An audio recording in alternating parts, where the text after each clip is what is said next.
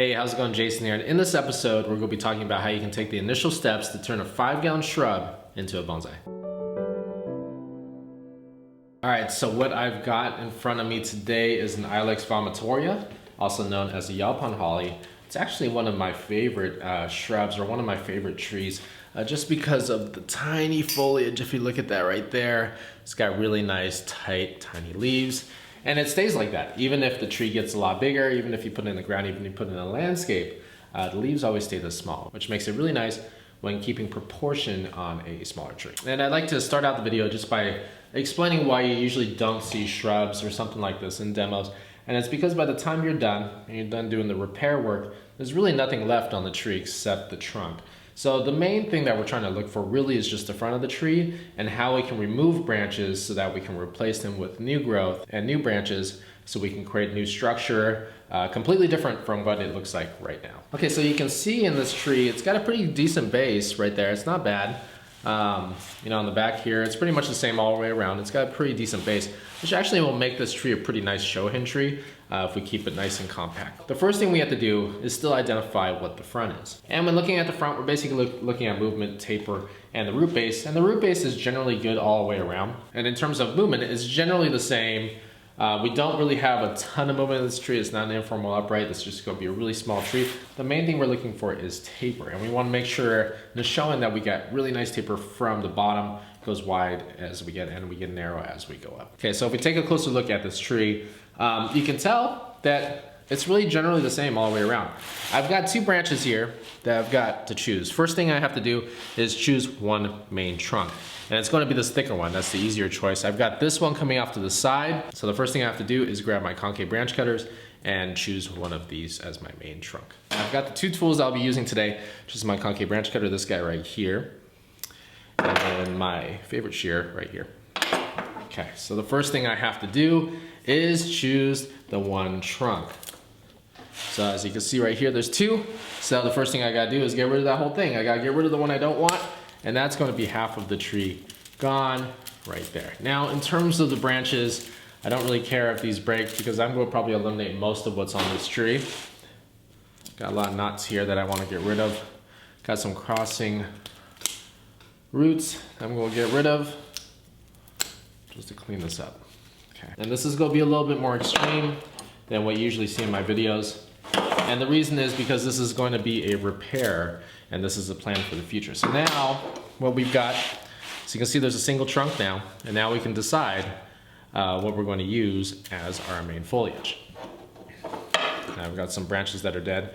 The reason they're dead is because the light hasn't been getting in here. So I'll get rid of some of those dead ones. So I've got this as a possible front right here, and I've got all these things I just want to clean out. Cleaned a little bit, some of this here, I got to clean some more. This one was in the corner of my nursery, so I grabbed this out of there. Some of them weren't as big, so I left those alone. This was severely neglected. But we're going to repair it, and right now is a good time to do it. It's still spring. We're going to get a lot of buds. We're going to get a lot of foliage pushing through. So now what we can see is a very, very nice taper right there, right? You can see that right there. So we've got a very nice taper. Now you've got branches all over the place, and if we're trying to create this as a show hen tree, you can already imagine that your tree is only going to be about this big. It's going to be somewhere around this. It's going to be somewhere around, if we look at this tree, it's only going to be around this tall, right around there. So you can already see that the tree is mostly just going to be right here. You can see the base right there. A nice taper. It's only going to be about this tall right here. We're going to put it in a little pot. It's going to be a really nice show hen tree. But in order to make it a show hen tree, you've got to make a lot of cuts. So a lot of these first branches, they're way too high on this tree, so I've got to cut them. And with this tree, I want them really clean. So I'm going to cut most of these branches off. And this is going to be a little sad. But if you know your species of tree, you can make those cuts without any fear of not getting buds. So I'm gonna go in here, reduce this pretty much to nothing here. I'm gonna use my knob cutter, huge cuts here. You eat in a little bit.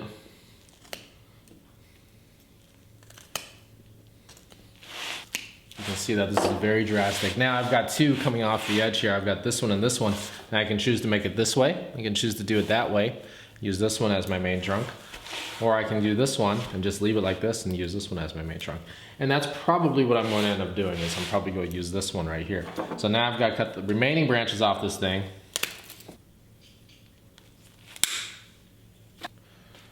You guys will see.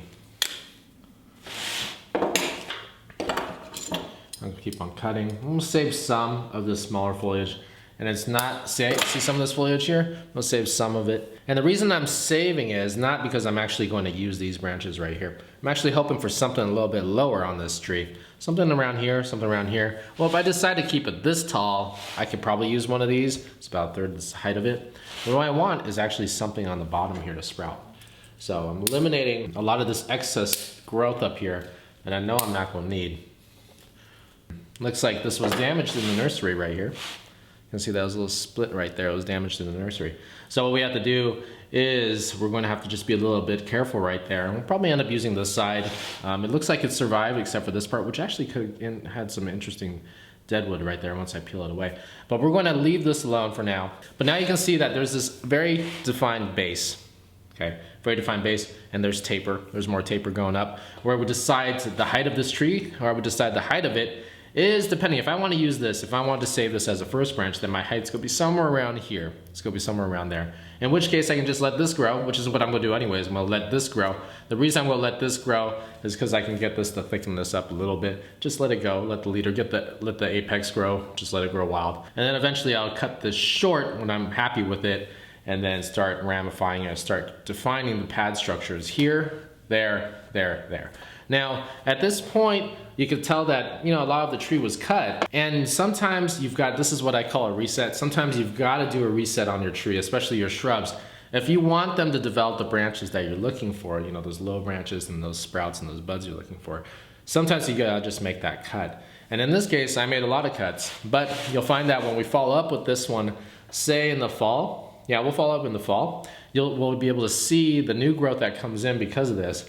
And you can start seeing how you can turn something that's basic as a 5-gallon, something you find in a nursery 5-gallon, and turn it into something really nice. So let's go over some of the cuts I made. I basically cut everything off, except I saved some of this, and I saved this just to get the energy going. So right now the energy on the tree is still flowing that way.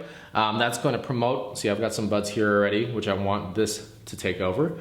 We're going to see I've got a little bud right here. There's a little tiny one on the side right here that's already starting to come out. And really how that's going to come out is just the sun is going to start hitting this area. Basically the sun is going to hit all around this tree now since I cut everything off. And we're going to see these buds start to develop and these sprouts start to develop. If I refer back to the apical dominance video that I just released, we're going to let this grow. So say we wanted to save this branch right here. I got a little branch just to illustrate what will happen over time is that this branch right here will eventually start to grow out like this, and I'll keep on coming out, keep on coming out. And when I'm happy with the thickness of that branch, then I cut it back. And that's when the lateral buds will start to come in and start to develop that ramification on that pad. So you can see that once these things come in, look at that branch right there. You can imagine a branch right here, imagine a branch right there. I'm already imagining it because there's already buds there, so I can imagine these growing out. You can start to see how this tree will start to look very full. So I got a few branches, I cut few branches off of the bigger branches I just cut.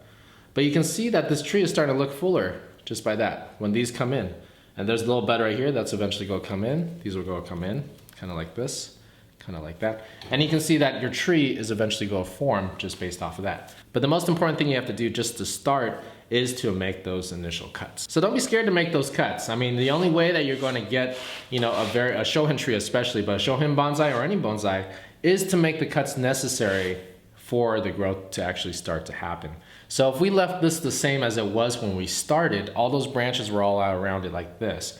Those will continue to grow out and grow leggy growth because of the apical dominance, right? They continue to grow out leggy, they grow out wide. We'd have this double trunk here, we'd have these thick branches that are still there. And those are branches that we would never use if we're trying to create a bonsai. So we have to make those initial cuts. And you can do it all at once, which is great because if you do it all at once, you only have to do it once. And then you can wait for these ones to come in, and then you can actually start to shape your tree. Now, one reason I love this species of tree, the hollies and the olives, shrubs like that, is that they're very fast growing.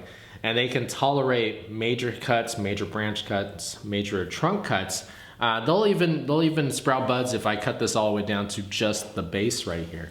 So these are fun trees to work on, and I highly recommend them if you're a beginner, just because you can do extreme things to them and get some pretty good results pretty quick. The video was just an introduction on how to make initial cuts on your 5-gallon tree, just to get the process rolling for creating a bonsai. I didn't expect this tree to be wonderful the second I was done with it. It's kind of impossible when you're working with shrubs.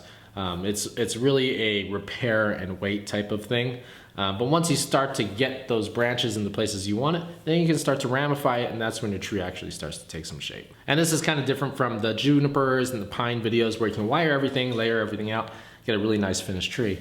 With trees like this, you gotta make those cuts, and then you gotta wait for the seasons to come. But you know, if you make the initial cut, you know, sooner than later, a lot of times people like to wait on those cuts. You'll see the results a lot faster. And if you set this aside, once you make those cuts, you'll come back to it, say in 2 seasons, and you'll be very surprised to see the growth that you get. All right, so I just want to mention one more thing, is that when you do this, it's assuming that you already like the trunk thickness or the base thickness right here, the nabari right here, and the trunk thickness.